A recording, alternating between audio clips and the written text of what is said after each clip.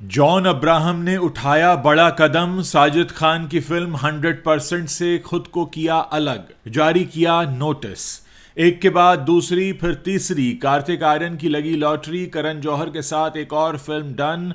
Box office पर flop साबित हुई मस्ती 4। छठे दिन भी कमाई में नहीं दिखा उछाल।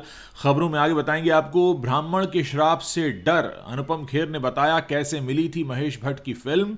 और यूट्यूबर शादाब जकाती हुआ अरेस्ट, बच्ची के साथ बनाया था गंदा वीडियो, अब लिया गया एक्शन। नमस्कार दोस्तों, आप देखना शुरू कर चुके हैं बॉलीवुड की टॉप हेडलाइंस। तो चलिए अब आपके सामने इन्हीं खबरों को हम थोड़ा विस्तार से बताते हैं। जॉन अब्राहम ने साजिद खान के निर्देशन में बनने वाली फिल्म 100% से खुद को पूरी तरह अलग कर लिया है। इस फिल्म में पहले जॉन अब्राहम और रितेश देशमुख जैसे बड़े सितारों को कास्ट किए जाने की खबरें आ रही थीं, लेकिन अब जॉन ने सार्वजनिक रूप से ऐलान कर दिया है कि उनका इस प्रोजेक्ट से कोई लेना देना नहीं है। जॉन अब्राहम की लीगल टीम की तरफ से एक कड़ा सार्वजनिक नोटिस जारी किया गया है, जिसमें कहा गया है कि फिल्म 100% के साथ उनके नाम का इस्तेमाल गलत तरीके से किया जा रहा है। जॉन अब्राहम की legal team Naik and Naik company ने 22 नवंबर को एक मैगजीन में एक पब्लिक नोटिस छपवाया है। इस नोटिस में साफ साफ कहा गया है कि जॉन अब्राहम का फिल्म 100% से कोई संबंध नहीं है। नोटिस में कहा गया है कि इस फिल्म से जुड़ी घोषणाओं में जॉन अब्राहम का नाम गलत तरीके से बताया गया है और दिखाया गया है।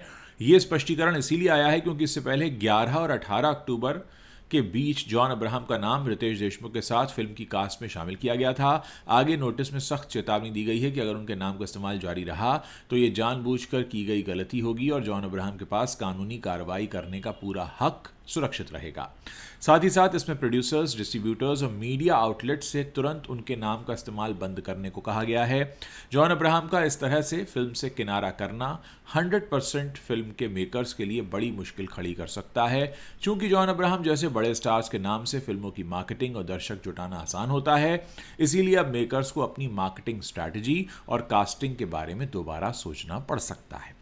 कार्तिक आर्यन इन दिनों अपनी अगली फिल्म तू मेरी मैं तेरा तू मेरी की रिलीज का इंतजार कर रहे हैं। हाल ही में इस फिल्म का टीजर रिलीज हुआ था, जिसने यूट्यूब पर व्यूज के मामले में एक नया रिकॉर्ड बना दिया था। उनकी ये फिल्म क्रिसमस के मौके पर रिलीज होगी। फिल्म को करण जौहर की धर्मा प्रोडक्शंस ने प्रोड्यूस किया है, पर कार्तिक और करण की साथ में ये इकलौती फिल्म नहीं है। नागजिला में दोनों एक साथ काम कर ही रहे थे कि अब एक और प्रोजेक्ट दोनों का साथ में आने वाला है। कार्तिक आर्यन ने करण जौहर के साथ फिल्मों की हैट्रिक लगा ली है। कई मीडिया रिपोर्ट्स ने सोर्सेस के हवाले से दावा किया है कि तू मेरी मैं तेरा तू मेरी की के बाद नागजिला और इसके बाद कार्तिक और करण जौहर की एक और फिल्म आने वाली है, जिसके लिए दोनों तैयार हैं। इसके साथ ही करण और कार्तिक का प्रोफेशनल रिश्ता और भी पक्का होता दिख रहा है। रिपोर्ट में सोर्सेस के हवाले से लिखा गया है कि कार्तिक ने करण जौहर को पहले ही एक और फिल्म के लिए हरी झंडी दिखा दी है, पर इस फिल्म की डिटेल को छिपाकर रखा गया है। धर्मा में अब वो नए पोस्टर बॉय बन गए हैं। वो लगातार बड़ी फिल्मों को साइन कर रहे हैं। करण भी ये मान चुके हैं कि कार्तिक जो हैं वो इस वक्त देश के सबसे ज़्यादा कमाई करने वाले हीरोज में से एक हैं, और एक ज़माना था जब करण जौहर ने कार्तिक को अपनी फिल्म दोस्ताना से निकाल दिया था। रितेश देशमुख, विवेक ओबरॉय और आफ्ताब शिवदासानी की हाल ही में रिलीज हुई फिल्म मस्ती 4 बॉक्स ऑफिस पर कोई खास कमाल नहीं दिखा पाई है। फिल्म मस्ती 4 को रिलीज हुए कई सारे दिन बीत चुके हैं, लेकिन अभी तक इस मूवी का बॉक्स ऑफिस पर कोई जलवा देखने को नहीं मिला है। इन सबके बीच अब रितेश देशमुख, विवेक ओबरॉय और आफ्ताब शिवदासानी की फिल्म मस्ती 4 की कमाई के नए आंकड़े सामने आ रहे हैं। सैकनिल की रिपोर्ट के मुताबिक मस्ती 4 ने छठे दिन 1 करोड़ 15 लाख रुपए की कमाई की है। इसी के साथ फिल्म की कुल कमाई 12 करोड़ 85 लाख रुपए हो गई है। लेकिन आपको बता दें कि फिल्म मस्ती 4 की कमाई के आंकड़े अनुमानित हैं, असल आंकड़े अभी सामने आने बाकी हैं, जिसमें थोड़ा सा बदलाव देखने को मिल सकता है। मीडिया रिपोर्ट्स के मुताबिक रितेश देशमुख, विवेक ओबरॉय और आफ्ताब शिवदासानी की फिल्म मस्ती 4 का बजट करीब करीब 38 से 40 करोड़ रुपए के आसपास है। मिलाप जवेरी के निर्देशन में बनी फिल्म मस्ती 4 में रितेश देशमुख के साथ विवेक ओबरॉय, अरशद वारसी, नरगिस फाखरी, तुषार कपूर, जेनेलिया डिसूजा, एलनाज नरोजी, रूही सिंह और शाद रंधावा के साथ साथ आफ्ताब शिवदासानी भी अहम रोल में हैं। इस फ्रेंचाइजी की पिछली फिल्में हिट रही थी, लेकिन इस बार कॉमेडी का फॉर्मूला दर्शकों को ज़्यादा आकर्षित नहीं कर पाया, जिससे प्रोड्यूसर्स को नुकसान हो रहा है। कहा यह जा रहा है कि इसमें बहुत फूहड़ तरीके की कॉमेडी की गई है। अनुपम खेर की फिल्म तन्वी द ग्रेट के अलावा 3 और फिल्मों की स्क्रीनिंग गोवा में चल रहे international film festival of India में हुई है। इस मौके पर अनुपम खेर ने अपने फैंस के साथ एक मास्टर क्लास ली और वहां अपने दिल की बातें साझा की। उन्होंने कहा कि उन्हें समझ नहीं आ रहा था कि वो लोगों से क्या बात करेंगे, इसीलिए उन्होंने टॉकिंग पॉइंट के लिए चैट जीपीटी की मदद ली। अनुपम खेर ने कहा कि मैं एक छोटे से शहर और गरीब परिवार से था।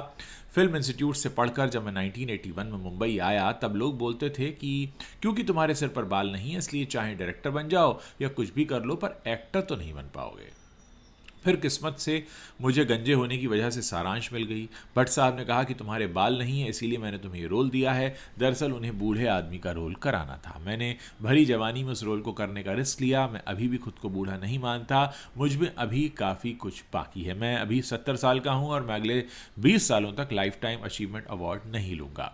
सारांश में अपने रोल के लिए मैंने 6 महीने बीबी प्रधान के रोल की ट्रेनिंग की। मैंने अक्सर बस्तियों में जाकर बूढ़े लोगों से मिलना शुरू किया और उनके हाव भाव समझने शुरू किए। लेकिन 6 महीने बाद एक दिन भट्ट साहब ने मुझे कहा कि अब वो ये रोल संजीव कुमार को करवाने वाले हैं। मैं बेहद गुस्से में उनके ऑफिस पहुंच गया और मैंने उनसे कहा कि नीचे टैक्सी में मैं अपना सामान लेकर जा रहा हूं इस शहर से। आप ये ध्यान रखना कि संजीव कुमार मेरे से बेहतर ये रोल नहीं करेंगे। आखिर में मैंने उनसे कहा कि मैं ब्राह्मण हूं और आपको श्राप देता हूं। इतना बोलकर मैं नीचे आ गया, लेकिन फिर उन्होंने मुझे खिड़की से आवाज़ लगाई और वापस बुला लिया और मुझे वो रोल दे दिया। फिर मैंने उस रोल के लिए अपनी जान लगा दी। पहले दिन शूटिंग के टाइम मैं धोती कुर्ते में बाकायदा बाल शेव करके सिर पर विग लगाकर पहुंच गया तो भट्ट साहब मेरा अंदाज देखकर बहुत खुश हुए और उसके बाद जो हुआ वो इतिहास है। Social media content creator Shadab Jakati को पुलिस ने गिरफ्तार कर लिया है। शादाब जकाती पर अपने वीडियो में बच्ची के इस्तेमाल का आरोप लगाया गया है। जकाती पर आरोप है कि उसने अपने आपत्तिजनक वीडियो में बच्ची से एक्टिंग कराई थी। जिस वीडियो को लेकर बवाल मचा है उसमें शादाब जकाती जो है वो स्टोर का दुकानदार बना था। जकाती के खिलाफ राष्ट्रीय बाल आयोग में शिकायत दर्ज कराई गई थी। सोशल एक्टिविस्ट राहुल ने पुलिस से शिकायत की थी। इसके बाद इंचोली थाना पुलिस ने शादाब जकाती को गिरफ्तार कर लिया। शादाब जकाती की सोशल मीडिया पर काफ़ी अच्छी फैन फॉलोइंग है। जिस वीडियो से शादाब जकाती विवादों में फंसा है उसमें वो एक दुकानदार का रोल निभा रहा है। एक छोटी बच्ची उसकी दुकान से चिप्स और बिस्किट खरीदती है और कहती है कि उसकी मम्मी पैसे दे देंगी। बच्ची के जाने के बाद शादाब कहता है कि अगर ये बच्ची इतनी खूबसूरत है तो उसकी माँ कितनी खूबसूरत होगी, और इसके बाद से वो बच्ची के घर पर पैसे लेने जाता है और बच्ची की माँ से कहता है कि आप पैसे क्या दोगे, पप्पी ही दे दो। सोचिए इस तरीके का वो वीडियो है। इसी वीडियो के चलते विवाद बढ़ा है। सोशल मीडिया यूजर्स का कहना है कि इस तरह का वाहियात और भद्दा कंटेंट खासतौर पर बच्चों की मौजूदगी में पूरी तरह से गैर जिम्मेदाराना है। और जिस वक्त हम इस वीडियो को रिकॉर्ड कर रहे हैं शादाब जकाती को जमानत मिल चुकी है।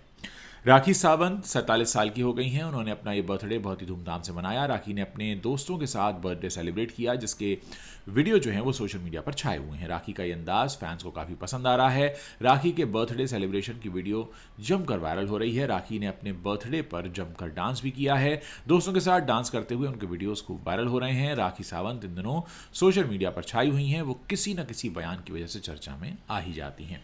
राखी ने धर्मेंद्र जी के अंतिम संस्कार पर भी सवाल उठाए हैं जिसके बाद वो एक बार फिर से सुर्खियों में है। उन्होंने कहा कि जैसे श्रीदेवी और आयुष खन्ना को राजकीय सम्मान के साथ विदा किया गया वैसा धर्मेंद्र जी के साथ नहीं किया गया। उनकी याद में एक फूल भी नहीं लगाया गया। हमें नहीं पता कि देओल परिवार ने आखिर ऐसा क्यों किया।